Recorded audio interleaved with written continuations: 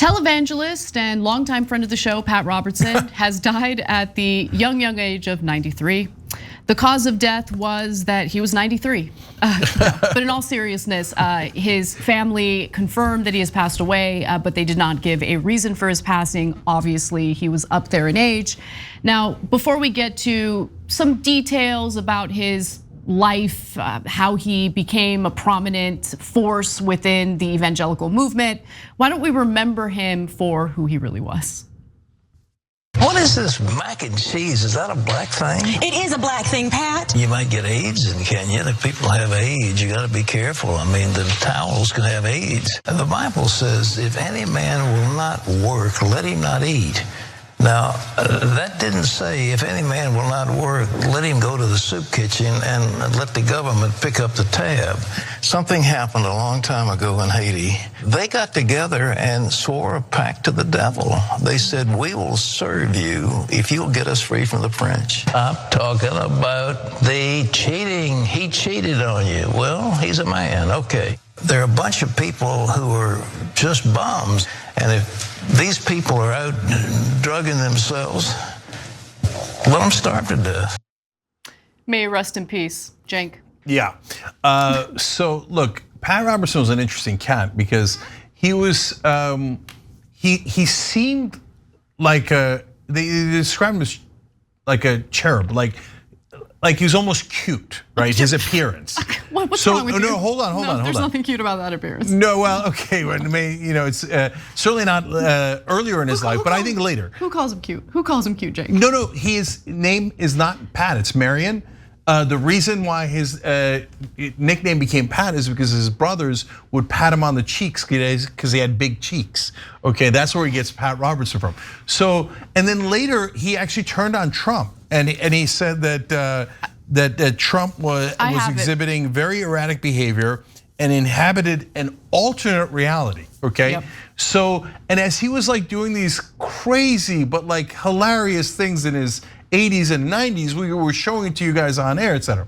But that is a giant lead up to don't get it twisted. He's a terrible guy, or he was a terrible guy. I love that you front loaded his cute chubby cheeks in your commentary. Because I'm the fairest man in America. Right. Okay, so look, I think actually the very worst, and there's tons of terrible stuff we're gonna show you in a second.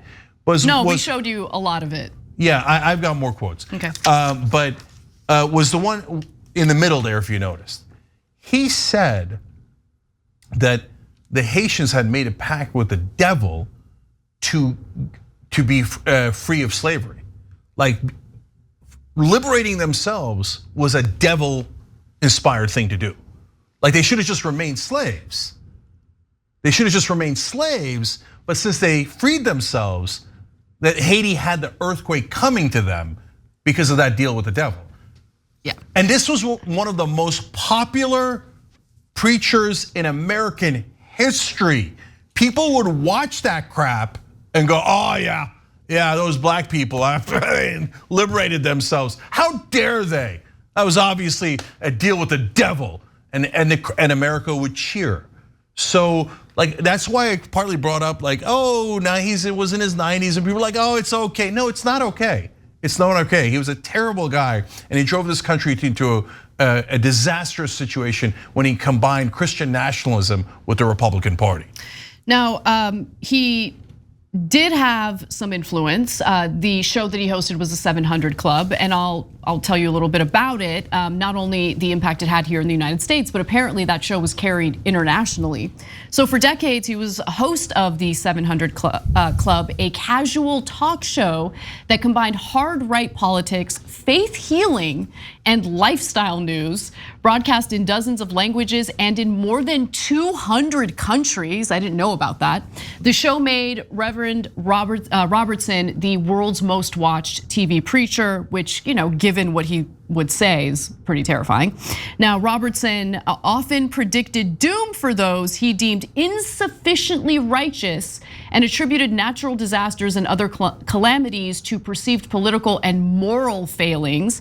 For instance, when Hurricane Katrina struck the Gulf Coast in 2005, he suggested the storm was God's punishment for legal abortion. And you would believe that if you were mentally insane, like a total lunatic. And guys, so he's actually was super privileged. He grew up the son of a congressman and senator and went to Yale Law School, very, very privileged, okay?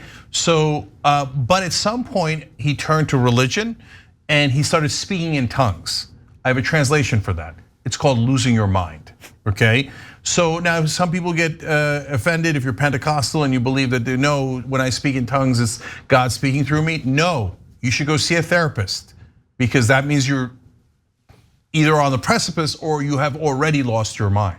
You're in a completely alternate reality. There is no such thing as speaking in tongues. God's not speaking through you. Okay, so he took that turn where he's like, all right, I'm now a lunatic, right? And unfortunately, he took a huge portion of the country with him because the minute he started the 700 Club and the Christian Coalition, right? Yeah, he was a huge part of turning the Republican Party into a fundamentalist, crazed Christian party. Okay, before Christians didn't want to get into politics. Pat Robertson is one of the guys who convinced them to get into politics so they could basically damage people they don't like, and I got more evidence of that in a second. But if you think Hurricane Katrina was because of legal abortion and made God angry and wanted to punish the poor people of New Orleans who had nothing to do with abortion in the first place, okay? Well, yeah, you're a lunatic. And so in the old days, if you said that, they would drive you from media. Oh, how could you say that? That is the revered Reverend Pat Robertson. Sorry, those rules are nonsense. Now, in 1988, he was seeking the GOP presidential nomination. He was running for president.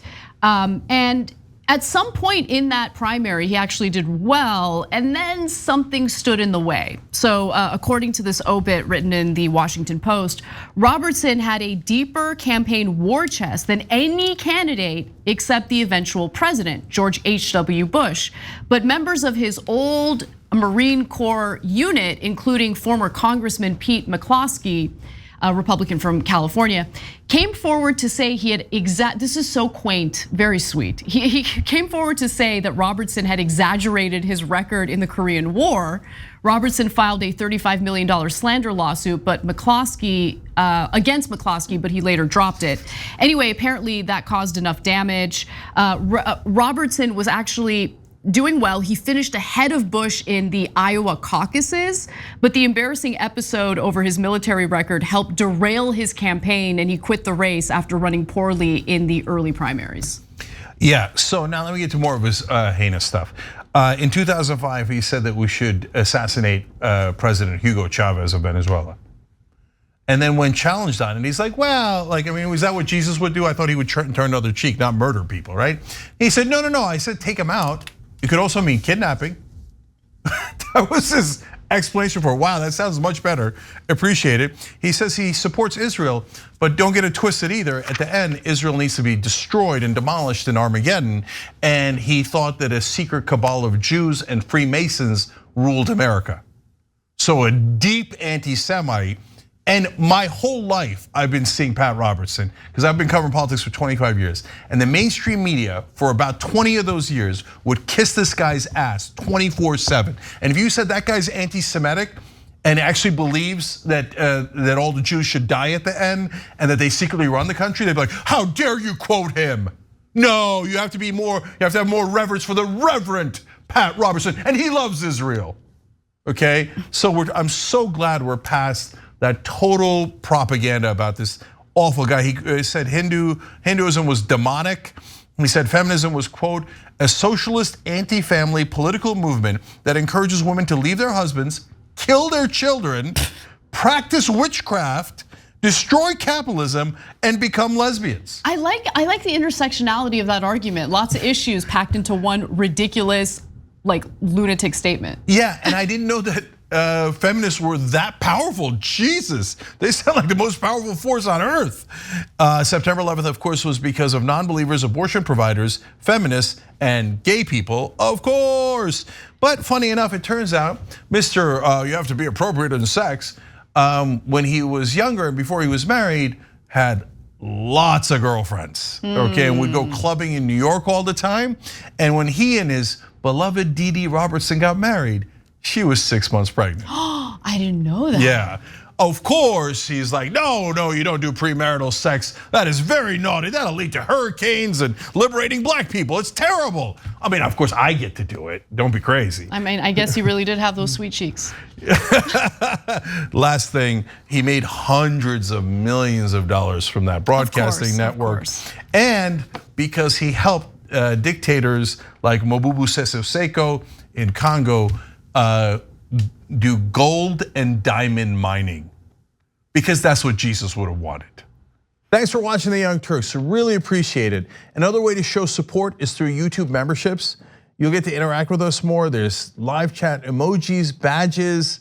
You've got emojis of me, Anna, John, JR, so those are super fun. But you also get playback of our exclusive member-only shows and specials right after they air.